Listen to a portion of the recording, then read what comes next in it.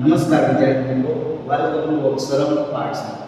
અક્ષરમ પાઠશાળાના આ digital platform પર આપ સૌનું હાર્દિક સ્વાગત છે. મિત્રો, આજે ધોરણ 10નું વિષય ગણિતનું માર્ચ 2024માં નાપાસ થયેલા વિદ્યાર્થીઓ માટે દર વર્ષે પૂરક પરીક્ષાનું આયોજન થતું હોય છે, જેના અંતર્ગત આજે આપણે જુલાઈ 2024 પેપર સોલ્યુશનની ચર્ચા કરવી છે. દર વર્ષની જેમ આ વર્ષે પણ જુલાઈનું પેપર છે એવરેજ રહ્યું છે, એકદમ સહેલું છે. જે લોકોએ માત્ર 4 ચેપ્ટર અને પ્રમેય ખાલી કર્યા છે એઓ પણ તમામ દાખલાઓ એટેમ્પ કરી અને આરામથી પાસ થઈ શકે એમ છે.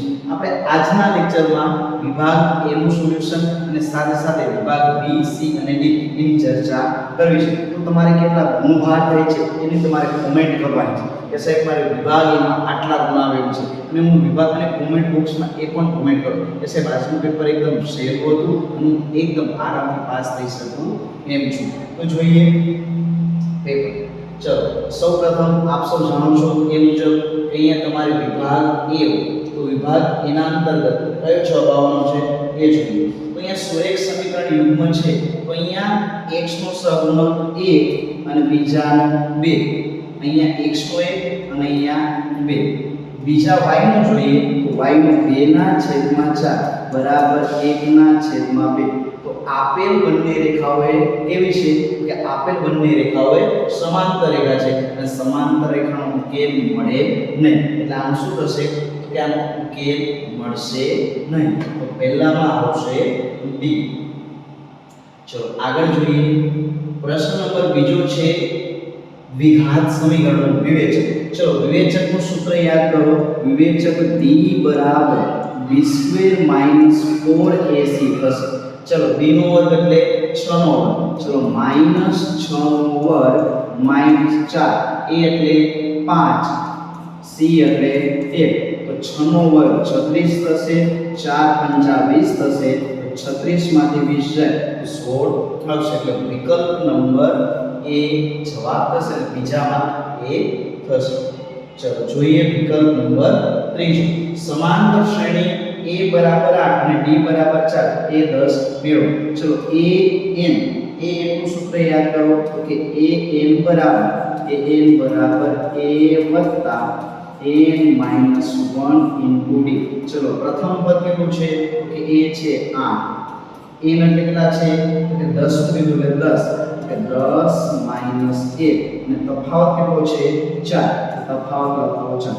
તો 8 વત્તા 10 માંથી 1 જેટલું 9 ચોક કેટલા થશે 36. ચલો બંનેનો કરીએ સરવાળો તો 36 વત્તા 8 કેટલા થશે 44. તો વિકલ્પ નંબર C શું થશે આપણો જવાબ. તો ત્રીજામાં શું આવશે કે ત્રીજામાં આવશે C જવાબ આવશે. એનાથી ચોથો જોઈએ. બિંદુ 4, 5 નું x અક્ષથી લંબ અંતર. ચલો બિંદુ 4, 5. ચલો આવી રીતના પહેલા આપણે અક્ષ દોરીએ. ચલો 4, 5 ક્યાં આવે છે? ધારો કે 1 2 3 4. અહીંયા 1 2 3 4 અને 5 અહીંયા છે. તો આપેલ બિંદુ 4 અને 5 અહીંયા આવે. ચલો એનું x અક્ષથી લંબ અંતર કીધું છે એટલે આટલું લંબ અંતર કીધું છે. તો આટલું લંબ અંતર કેટલું થશે કે આટલું લંબ અંતર 5 એકમ થશે. કયું થશે? કેટલું એકમ? 5 એકમ થશે. કે બિંદુ 4, 5 નું x અક્ષથી આટલું લંબ અંતર કેટલું થશે કે 5 એકમ થશે. sin θ અને cos θ બંને સમાન ક્યારે હોય તો કે 45 અંશના ખૂણે બંનેનું મૂલ્ય સમાન હોય છે. એટલે b માં 45 જવાબ આવશે. ચલો આગળ ચર્ચા કરીએ છઠ્ઠો. ચલો છઠ્ઠો છે એમાં તમને મધ્યકનો પ્રશ્ન આપેલો છે. ચલો મધ્યકમાં પૂછ્યું છે કે મધ્યક x બાર. x બાર નું સૂત્ર યાદ કરો કે મધ્યક x બાર બરાબર સિગ્મા fi છેદમાં સિગ્મા f. ચલો સિગ્મા fi ની કિંમત તમને આપેલું છે 144 અને સિગ્મા fi ની કિંમત આપેલી છે 50. ચલો આ બંનેનો ભાગાકાર કરીએ અથવા તો બે વડે ઉપર નીચે ગુણી દઈએ. 144 * 2 એટલે 280 છેદમાં 50 200. 2.88 જવાબ થશે. ચલો 2.88. તો વિકલ્પ નંબર D કયો થશે? તો વિકલ્પ નંબર D શું થશે કે વિકલ્પ નંબર D આપણો જવાબ થશે. આગળ જોઈએ 12 15 અને 21 એનો ગુસાઅ. તો ગુસા એટલે ત્રણેયમાં આવતું એવું. ચલો એને આપણે વિકલ્પ પરથી ટ્રાય કરીએ. ચલો એક આવતો નથી, 3. ચલો 3 આમાં આવે, 12 માં તો ક્યાં 3 ચોક 12, 3 5 15, 3 7 21. તો આપણો જવાબ કયો થશે? આપો જવાબ 3 થશે. કેટલો થશે? કે આપો જવાબ 3 થશે. x2 - 6x + 1 ના શૂન્યનો સરવાળો. ચલો શૂન્યનો સરવાળો એટલે આલ્ફા વત્તા બીટા. ચલો આલ્ફા વત્તા બીટાનું સૂત્ર -b/a. અહીંયા ગુસા 3 થશે. કઈ રીતના જો 12 15 21. તો અહીંયા જો આવી રીતના કરી શકાય. 12 એટલે 3 ચોક 12, 15 એટલે 3 પંચા 15, ચલો 21 એટલે 3 સત્તા 21. તો અહીં ગુસા કેટલો થશે? ત્રણેયમાં સમાન શું છે? કે ત્રણેયમાં 3 સમાન છે. તો આપણો ગુસા 3 થશે. ચલો માઈનસ ના માઈનસ, b ની કિંમત કેટલી છે?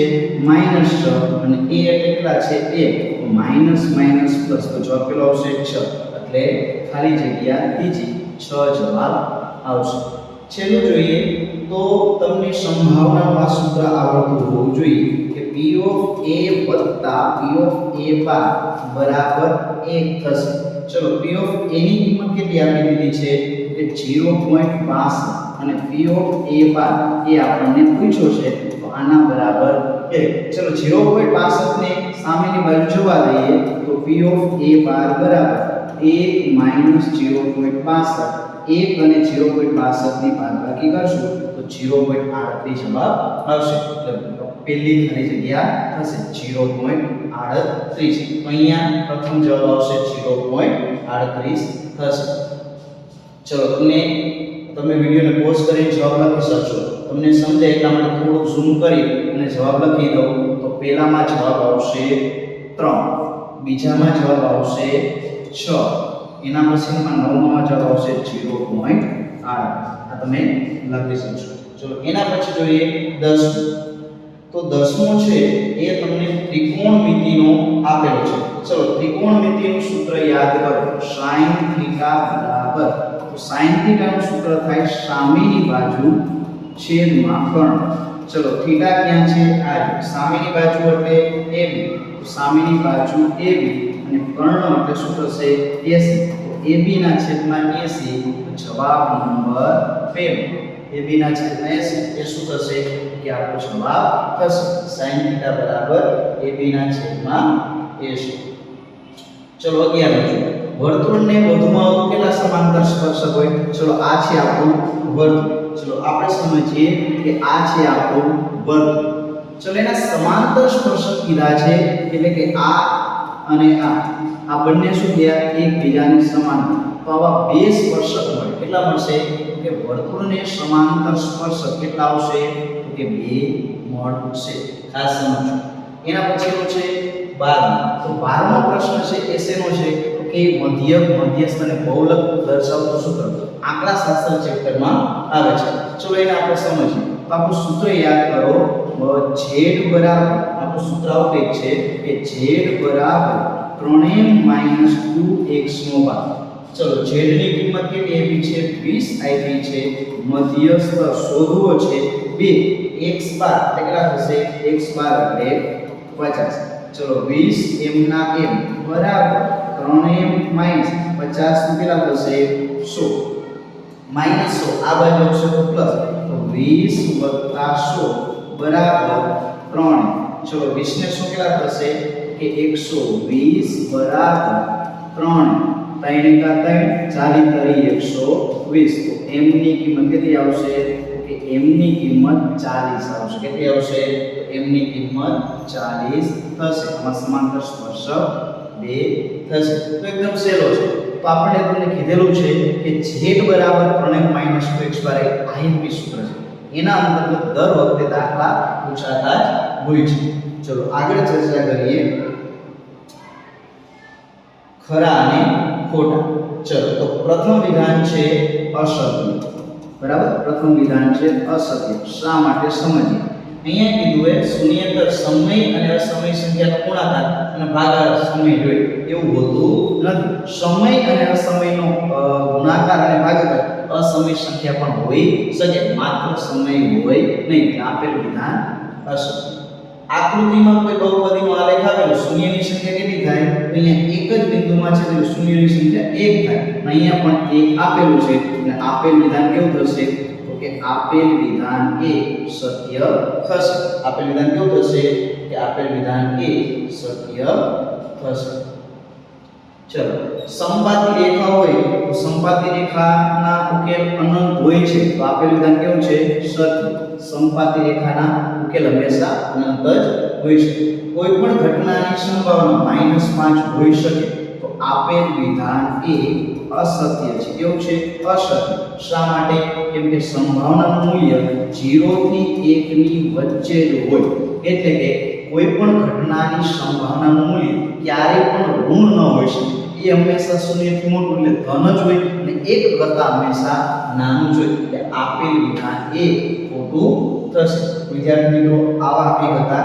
ખરું અને ખોટું ચલો એના પછી જોઈએ એક એક ગુણના પ્રશ્ન ચલો પહેલો પૂછ્યો છે સમાંતર શ્રેણીનો તફાવત ચલો તફાવત d એટલે શું થાય તફાવત d એટલે પ્રથમ બીજામાંથી પેલું બાદ કરવાનું તો -1 માંથી -5 બાદ કરો -1 માંથી -5 બાદ કરો તો અહીંયા આવશે -1 માઈનસ માઈનસ પ્લસ 5 માંથી 1 જાય તો કેટલા જવાબ મળશે કે 4 મળશે ચલો આગળ ચર્ચા કરીએ બિંદુ Q માંથી દોરેલા વર્તુળના સ્પર્શક ચલો આવી રીતનું એક વર્તુળ છે બરાબર આ એનું કેન્દ્ર હવે સ્પર્શકની લંબાઈ તમને માની લો કે અહીંયા આ રીતનું સ્પર્શક છે આની લંબાઈ આપી દીધી છે 24 ચલો કેન્દ્રથી આ બિંદુનું અંતર માની લો કે 25 છે તો અહીંયા આપણને શું પૂછ્યું છે વ્યાસ પૂછ્યો આને શું કહેવાય ત્રિજ્યા તો અહીંયા પાયથાગોરસનો પ્રમેય આપણે લાગુ પાડશું તો ત્રિજ્યા કેટલી મળશે 7 અને આમ પણ તમે સમજી શકો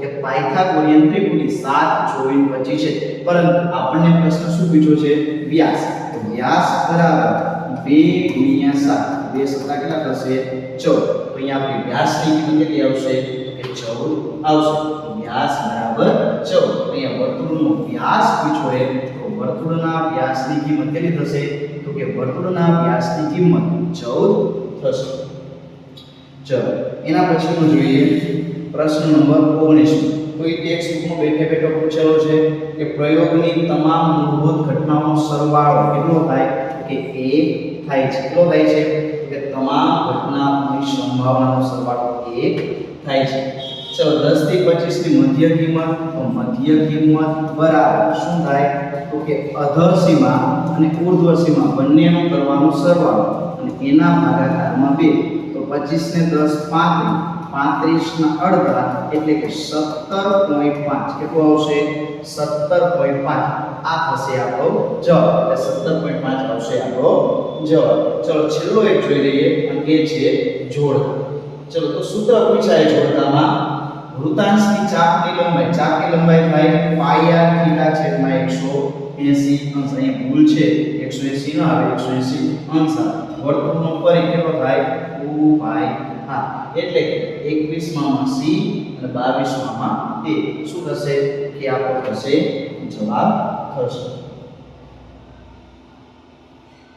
ચલો છેલ્લો જોઈ લઈએ દાખલા નંબર 23 અને 24 બે જોડકા છે ચલો અહીંયા તમને કીધું છે ગોળાની વક્ર સપાટીનું ક્ષેત્રફળ ચલો એનું સૂત્ર થાય 4 પાઈ r નો વર્ગ 4m9 પાઈ m9 ત્રિજ્યા કેટલી છે 5 સેમી 5 નો વર્ગ પછી 25 ચોક 100 તો 100 પાઈ શું થશે આપણું ક્ષેત્રફળ ચલો 100 પાઈ વાળો વિકલ્પ હતો એટલે 23 માં આવશે c ચલો 5 સેમી ત્રિજ્યા વાળા 8 સેમી ઊંચાઈ વાળા નળાકારનું ઘનફળ ચલો નળાકારનું ઘનફળનું સૂત્ર થાય પાઈ r સ્ક્વેર a ચલો પાઈ m9 ત્રિજ્યા કેટલી છે તો કે ત્રિજ્યા આપેલી છે 5 તો 5 નો વર્ગ ઊંચાઈ કેટલી આપેલી છે ઊંચાઈ આપેલી છે 8 ચલો પાઈ m9 5 નો વર્ગ 25 8m 25 કેટલા થશે તો કે 200 પાઈ ચલો તો 24 માં શું આવશે કે 24 માં આવશે 1 વિદ્યાર્થી મિત્રો આ રીતના તમે વિભાગ એની અંતર્ગત આવતા 24 પ્રશ્નો છે એ તમે સહેલાઈથી સોલ્વ કરી શકશો કારણ કે પેપર એકદમ સહેલું એનાથી આગળ વાત કરીએ વિભાગ બી તો વિભાગ બી પણ એકદમ સહેલો છે જેને થોડી ઘણી પણ મહેનત કરી હશે, પેપરમાં લખ્યો છે, એમને આ પેપરમાં પાસ કરી જ દેવાના છે, બરાબર છે. પરંતુ તમે થોડું ઘણું પણ લખેલું હોવું જોઈએ. જો વિભાગ બી, સી અને ડી આ તમામ પ્રશ્નો જોતા સમપ્રમાણતાનું મૂળભૂત પ્રમેય હતું, વર્તુળનું પ્રમેય હતું. આ તમામ દાખલાઓને જોતા એવું કહી શકાય કે આજનું આ પેપર છે જુલાઈ 2024 નું બેઝિક ગણિતનું પેપર છે, એ એકદમ સહેલું છે અને તમે આરામથી પાસ થઈ શકશો. તો આવા જ અવનવા વિડીયો જોવા માટે આપણી ચેનલ છે એને તમારે શું કરવાનું ભૂલવાનું નથી, તો આપણી આ ચેનલને સબસ્ક્રાઇબ કરવાની ભૂલવાની નથી, જેથી તમને ધોરણ 11 માં જાઓ તો પણ આપણી આ ચેનલ છે એ તમને મદદરૂપ થશે. ધન્યવાદ. જય હિન્દ, જય ભારત.